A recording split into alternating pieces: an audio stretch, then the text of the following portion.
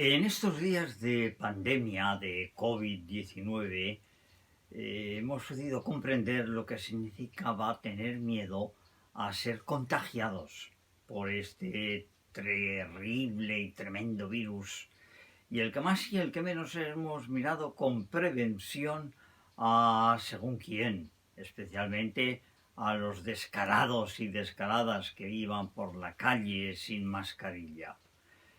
Me imagino el temor de todo el mundo sanitario que tenía que cuidar a enfermos de COVID, especialmente en las UCIs, y cada día levantarse para ir a cuidarlos con el riesgo que ello conllevaba. Dicho esto, en el Evangelio de Marcos, en el capítulo 1 y en el versículo 38 al 42, leemos: todos están buscándote, dice los discípulos. Jesús les contestó: vayamos a otra parte, a las aldeas cercanas, para proclamar también allí el mensaje, pues para eso he venido. Así recorrió toda Galilea, proclamando el mensaje en las sinagogas y expulsando demonios. Se acercó entonces a Jesús un leproso, y poniéndose de rodillas le suplicó: si quieres puedes limpiarme de esta enfermedad. Jesús, conmovido, extendió la mano, lo tocó y le dijo: quiero, queda limpio. Al instante le desapareció la lepra y quedó limpio. No nos resulta fácil imaginar la carga de sufrimiento y de marginación que conllevaba la enfermedad de la lepra en la Palestina del siglo I. Aun sin ser excesivamente grave en algunas ocasiones, de hecho se consideraba lepra diferentes tipos de afecciones de la piel. La persona que la padecía había de cargar no solo con el peso de la enfermedad, la vulnerabilidad y el miedo que se derivaba de ella, sino con el estigma de ser considerada pecadora y con la losa del rechazo, que se concretaba en una severa norma de marginación social. Todo ello hacía que el leproso fuera visto como un apestado en todas las dimensiones: física, social y religiosa. De hecho, se le consideraba como un muerto viviente. Y de hecho también perdía todo derecho a su propiedad, todo derecho a su casa, todo derecho a las relaciones familiares. Según Levítico 13, el enfermo de lepra andará con sus vestidos rasgados y con el pelo de su cabeza revuelto. Deberá cubrir su barba y pregonar: soy impuro, soy impuro. No podía entrar en Jerusalén, ni en ninguna ciudad, por supuesto tampoco en las sinagogas. Este no entrar en las ciudades es un dato muy interesante, porque el encuentro del leproso y Jesús tiene lugar en cualquier camino solitario del mundo rural de la Galilea del norte de Palestina, por donde caminaba Jesús al principio de su ministerio, predicando la buena noticia del reino. Se comprende bien que quien padecía la lepra ansiara por encima de todo quedar limpio. ¿Qué concepto? Quedar limpio es mucho más que quedar sanado. Es quedar sanado y purificado.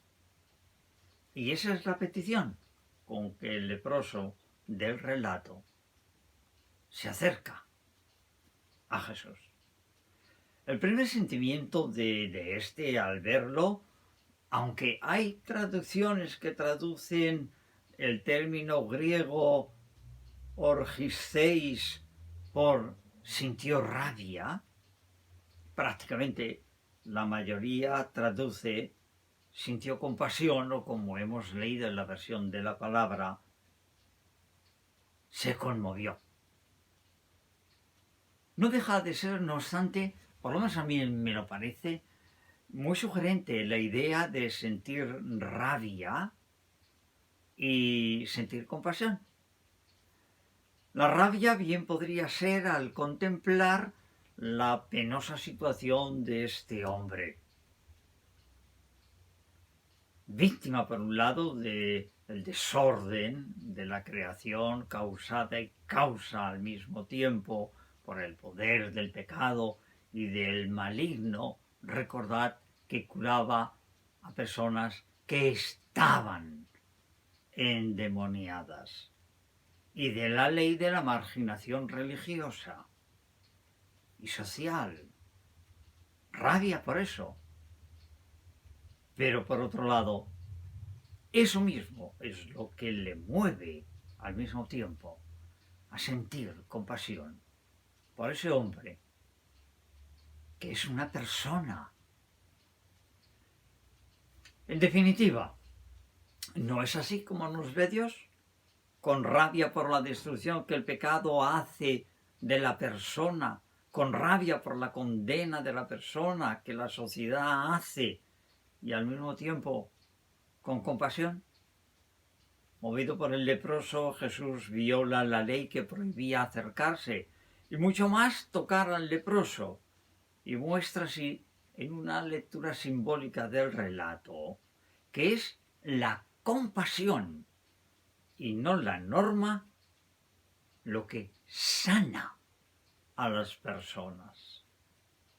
Sin lugar a dudas, la compasión constituye un rasgo nuclear de Jesús y uno de los ejes del Evangelio. Pero si esto ya es importante, no es nuevo.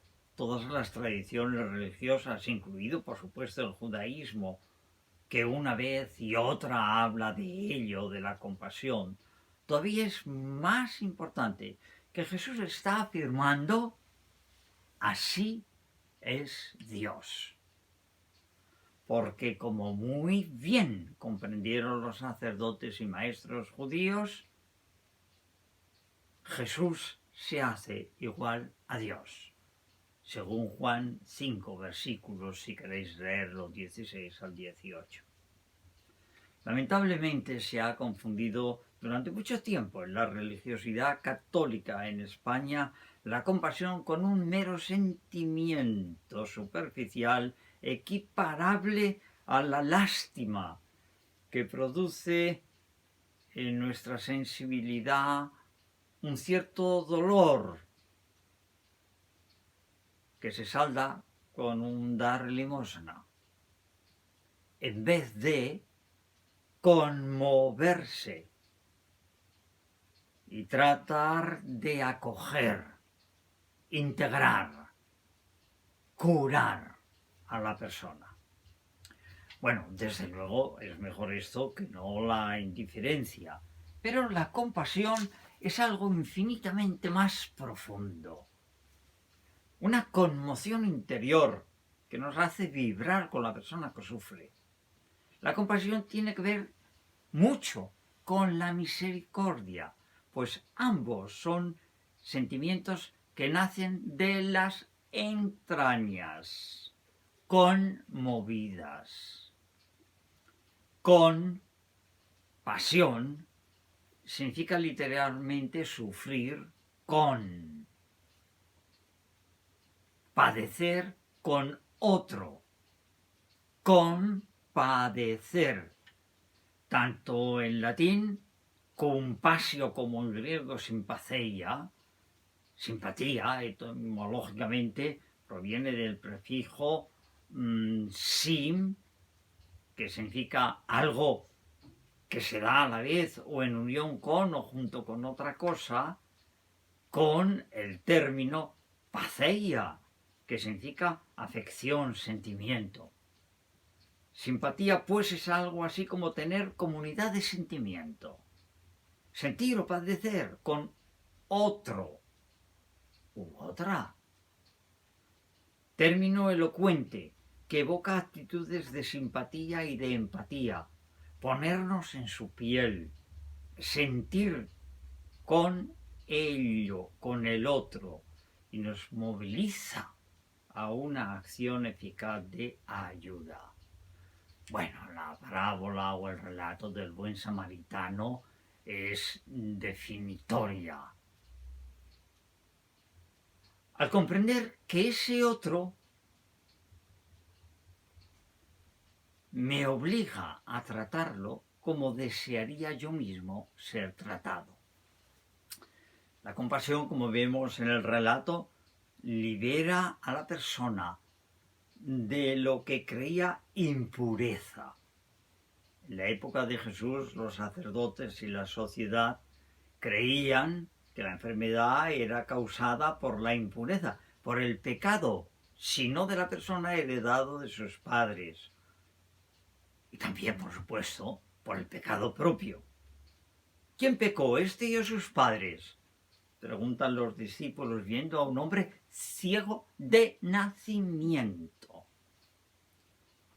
Cito el texto del relato bíblico. Jesús vio un hombre que era ciego de nacimiento y sus discípulos le preguntaron: Maestro,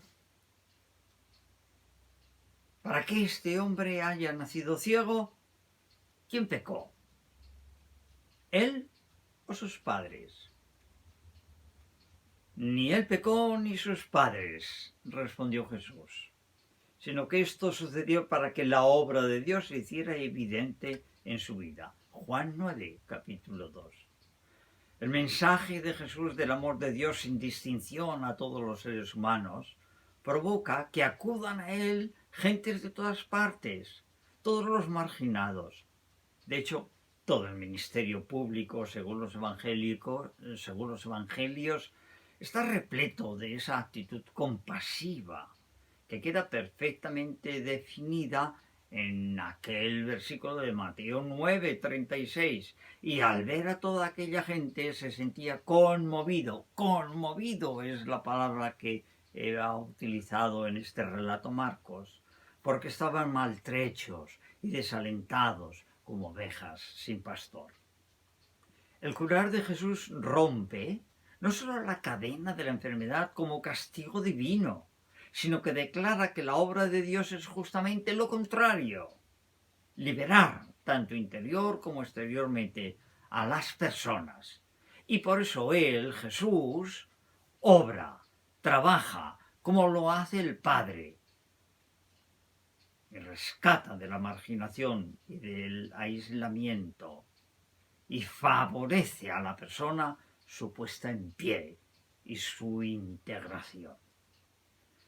¿Recordáis cuando se encuentra con el cortejo fúnebre del hijo único de una viuda en la pequeña aldea de Naín? Nos dice el relato: al ver a la viuda, el Señor se compadeció de ella y le dijo: no llores, y acercándose al ataúd lo tocó. Los que lo llevaban se pararon y dijo: muchacho, a ti te digo, levántate. Misericordia, porque se había conmovido por el dolor de una viuda que perdía todo. Por eso el Señor nos encarece, nos exige, nos ruega: sed misericordiosos como vuestro Padre es misericordioso. No juzguéis y no seréis juzgados. No condenéis y no seréis condenados. Perdonad y seréis perdonados. Dad y se os dará. Os verterán una medida generosa, colmada, remecida, rebosante, pues con la medida con que midiereis, se os medirá a vosotros. Compasión por los que sufren. Que el Señor os guarde.